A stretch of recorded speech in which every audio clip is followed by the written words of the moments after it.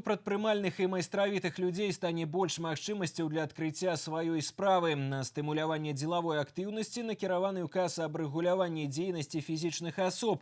Дакумент прадастаўляе ім права аказваць паслугі насельніцтву без рэгістрацыі ў якасці індывідуальнага прадпрымальніка з уплатай адзінага падатку. У хуткім часе новазмяненні закрануць рамеснікаў і уладальнікаў аграсядзіб, якім працаваць стане прасцей. Падрабязнасці ў Інны Кірыенкавай. Майстар по кераміцы Алеся Сарбаш займаецца любімай справай без малога ўжо 15 гадоў. Яна эксперыментуе, вучыць азам свайго рамяства юных выхаванцаў і перадае ім свой вопыт. Крэатыўнасці і фантазіі Алесі не займаць, мабыць, таму кожная ствараемая работа непаўторная і індывідуальная. Идеи подсказывают чаще всего дети. Дома мы с ними тоже лепим. Иногда я приношу глину домой. Иногда мы из пластилина, и вот они своих персонажей мультики. И вот оттуда как бы у нас вот сейчас мы делаем. Делали мы жар птиц как-то, делаем мы вот такие вот свистульки, как смешарики.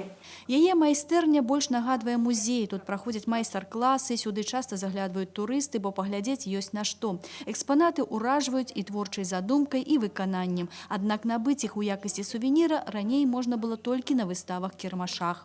Если будет разрешено продавать изделия прямо в мастерской, то для нас это будет большое подспорье в том, что мы сможем закупать какие-то материалы, глазури, ту же глину, те же стейки, то есть нам намного будет проще и легче работать. Прапанову гэтую узгадніў і кіраўнік дзяржавы. Адпаведны дакумент хутка будзе зацверджаны. Рамеснікі змогуць рэкламаваць сваю прадукцыю ў інтэрнэце і працаваць пад заказ. З'явіцца магчымасць зарабіць лішнюю капейку, заўважае Александра, тым больш што попыт на вышыванкі толькі расце. Если раньше наши костюмы могли быть только на выставках и на выездных выставках, то сейчас как бы было бы неплохо, если бы они распродавались в наших мастерских.